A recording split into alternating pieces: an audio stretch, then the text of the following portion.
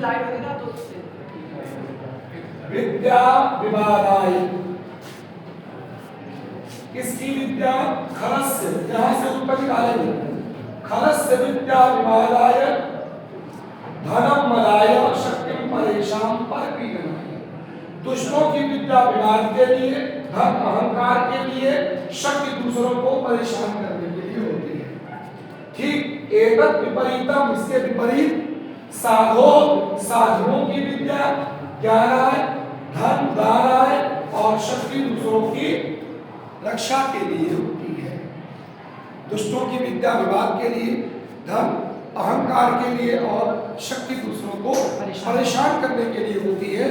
वहीं सज्जनों की विद्या ज्ञान के लिए, धन दान के लिए और शक्ति दूसरों की रक्षा के लिए होती है।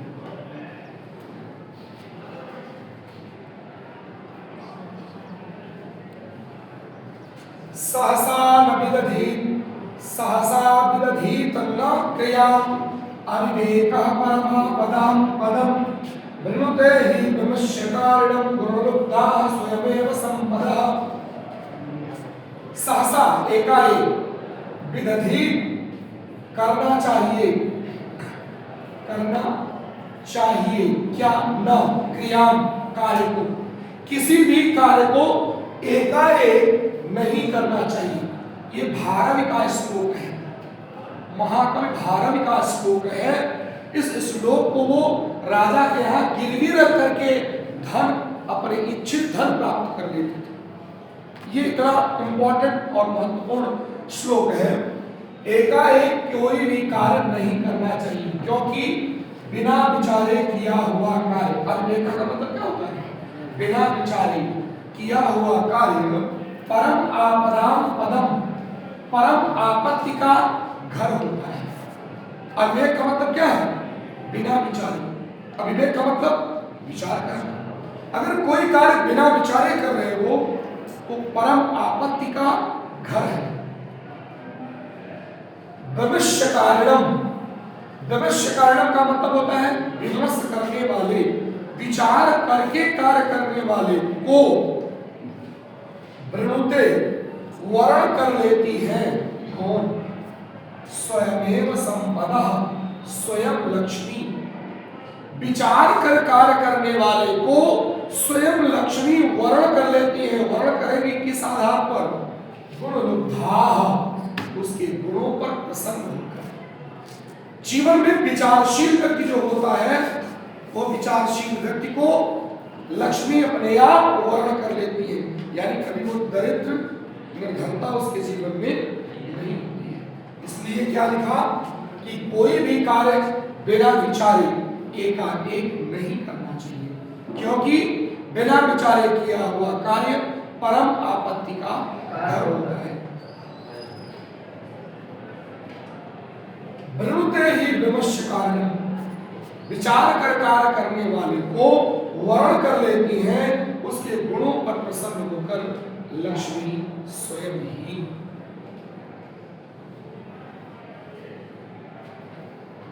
वज्रादपि कठोराणि मृदुल कुसुमादपि लोकोत्तराणां चेतांसि को न ज्ञातुम् अर्हसि। वज्रात् अपि कठोराणि, वज्र से भी अधिक कठोर, मृदुल कुसुमादपि, पुष्पों से, पुष्प से अधिक कोमल, लोक उत्तराणाम चेतांसि, लोक माने संसार, उत्तर माने परे, इस संसार से परे लोगों के, यानी इसका अर्थ हो जाएगा असाधारण या अलौकिक, असाधारण या अलौकिक लोगों के चेतांस मन को ज्ञातुम अर्हति, हम जानने में कहाँ समर्थ है। ज्ञातुम जानने में, अर्हत माने योग्य, को माने कौन, ना माने हम। इस संसार से परे असाधारण या अलौकिक लोगों के चित्त को जानने में हम कहाँ समर्थ हैं या हम जानने योग्य नहीं। कोई कंफ्यूजन चल रहा है क्या? No sir.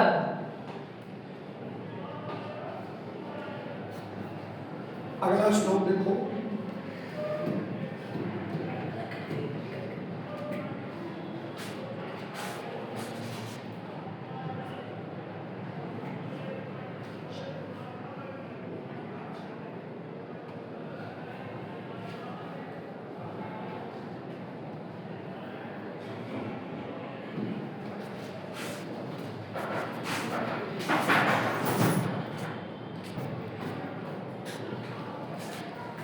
प्रीणात यः सुचरितैः पितरं सपुत्रो यद् भर्तुरेव हितम् इच्छति तत्कलत्रं तन्मित्रम् आपति च सुखे च संप्रियं यत् एतत्त्रयं जगत् पुण्यकृतो लभते। यह श्लोक महत्वपूर्ण है। प्रीणात यह माने जो, प्रीणात प्रसन्न करता है सुचरितैः सुंदर आचरणों से पितरम पिता को सपुत्रो वह पुत्र, ऐसा पुत्र जो अपने पिता को अपने आचरण से, सुंदर आचरण से प्रसन्न रखता है। यह जो भर्तुरेव हितम इच्छति, पति के हित की ही इच्छति कामना करती है, तत्कलत्रम वैसी स्त्री, कलत्र माने स्त्री, ऐसी स्त्री जो पति के हित की ही कामना करती है। तन्मित्रम वह मित्र, आपत्ति च सुखे जो आपत्ति और सुख दोनों में समक्रियम समान भाव रखता है। एतत्त्रयम् ये तीनों जगत संसार में पुण्यकृतो लभन्ते बड़े भाग्यशाली को मिलते हैं। पुण्यकृत मतलब जिसके कार्य बहुत पुण्यशील रहे हो, यानी वो भाग्यशाली होता है। तो ये तीनों लोग यानी एक आदर्श पुत्र, आदर्श पत्नी और आदर्श मित्र, ये तीनों बहुत भाग्यशाली होते हैं। फिर से बताएं, समझ आ गई बात? फिर से बता दें। प्रीणात यह वाली जो अपने सुंदर आचरण से पिता को प्रसन्न करता है, वह पुत्र जो पति के हित की ही इच्छा करती है, वह स्त्री, वह मित्र आपत्ति और सुख में समान भाव रखता है। ये तीनों संसार में बड़े भाग्यशाली को प्राप्त होते। क्लियर हुआ? समझ गया? तुम्हारा दिमाग में कुछ चल रहा है क्या? नहीं, वो कलयुग में नहीं मिलेगी है, इनकी संख्या बहुत कम है। इनकी संख्या तो ऐसा है, हो ही नहीं सकता। जिस दिन ये संभव नहीं होगा बेटा, उस दिन कल ये धरती का नाश होगा। अभी है, बस अंतर क्या है, 1 या 2%।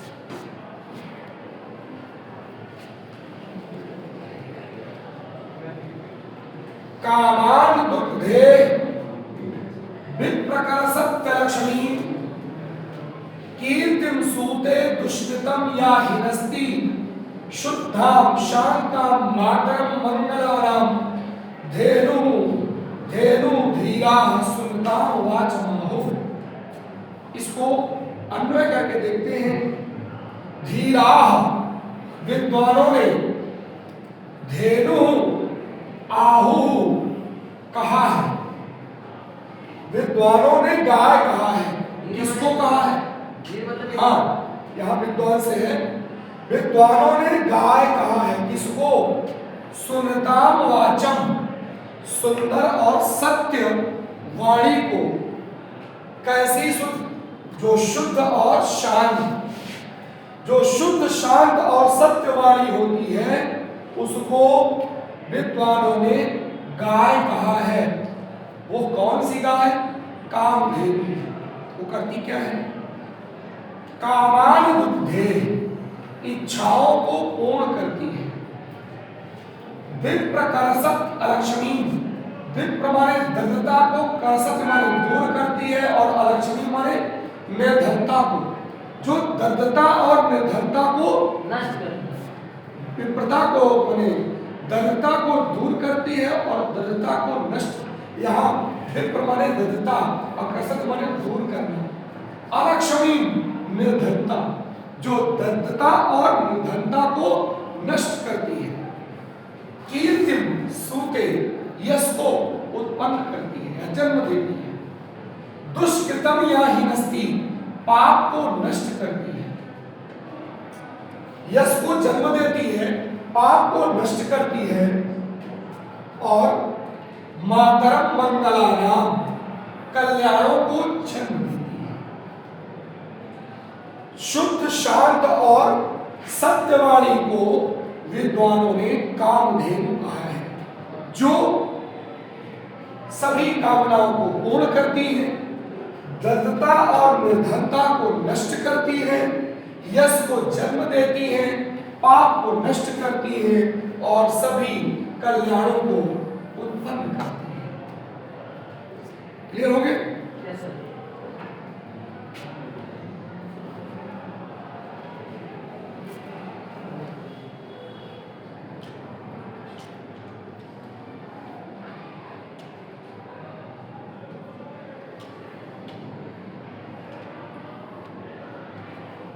व्यतिशजति पदार्थान्तरः कोऽपि हेतुः न खलु वैरूपाधीनप्रीतयः संश्रयन्ते विकसति हि पतङ्गस्योदये पण्पुण्डरीकं द्रवति च हिमरस्मोद्गते चन्द्रकान्तः। इसमें दो विभिन्न व्यक्तियों के वस्तुओं के परस्पर मिलन का जो योग होता है, संयोग होता है, उसे दैवावसाद कहा गया है, यानी वो ईश्वरीय कृपा से कहा गया है। व्यतिसजति पदार्थान पदार्थों को, व्यतिसजति यानी मिलाता है, मिलाता है दो पदार्थों को मिलाता है। कौन? को भी हेतु अंतः कोई आंतरिक कारण ही। दो भिन्न पदार्थों को कोई आंतरिक कारण ही मिलाता है। न खलु निश्चय ही वही रूपाधीन प्रीतयः संश्रयन्ते, बाह्य रूप के आधार पर वो एक दूसरे से प्रेम नहीं करते। विकसति कैसे? विकसति ही पतंगस्य उदये पुंडरीकम, दृष्टांत दिया पतंगस्य उदये पुंडरीकम विकसति। सूर्य, पतंग माने सूर्य, सूर्य के उदित होने पर पुंडरीकम विकसति, कमल विकसित होता है। द्रवति च हिमरस्मोदगते चंद्रकांता, हिम माने बर्फ, रस माने किरण, शीतल किरणों वाले चंद्रमा के उदित होने पर ही चंद्रकांत द्रवति, चंद्रकांत मानी द्रवित होती है। दो पदार्थों को कोई निश्चित ही कोई आंतरिक कारण ही मिलाता है। ये निश्चय ही ये बाह्य रूप के अधिकार अधिकृत होकर एक दूसरे से प्रेम नहीं करते। कैसे? जैसे सूर्य के उदित होने पर कमल खिलता है और चंद्रमा के उदित होने पर चंद्रकांत मणि द्रवित होती है। अगला श्लोक है निंदन्तु नीति निपुणाः यदि वा स्तुवन्तु लक्ष्मी समा विसतु गच्छतु वा यथेष्टम् अद्यैव मरणमस्तु युगान्तरे वा न्यायात् पथः प्रतिजलन्ति पदं धीराः। निंदन्तु नीति निपुणाः, नीति में निपुण लोगों की स्तुवन्तु वा निंदन्तु, चाहे कोई निंदा करे या स्तुति करे। नीति में निपुण लोगों की कोई निंदा करे या स्तुति करे, स्तुति माने प्रशंसा। लक्ष्मी समाविशत, लक्ष्मी आए या यथेष्टम गच्छतु, अपनी इच्छा से चली जाए। अद्य एव मरणम अस्तु, आज ही मृत्यु हो या युगांतरे, एक युग के बाद। न्यायात् पथः प्रविचलन्ति पदं न धीराः, धीर बुद्धिमान बुद्धिमान ज्ञानी लोग न्याय के पथ से पदम प्रविचलन्ति न, अपने कदम को विचलित नहीं करते। जो धीर वीर ज्ञानी विद्वान जन है, उनकी चाहे कोई निंदा करे या स्तुति, लक्ष्मी आए या स्वेच्छा से चली जाए, आज ही मृत्यु हो या एक युग के बाद, किंतु वे अपने न्याय के पथ से अपने पैर को कभी भी विचलित नहीं करते।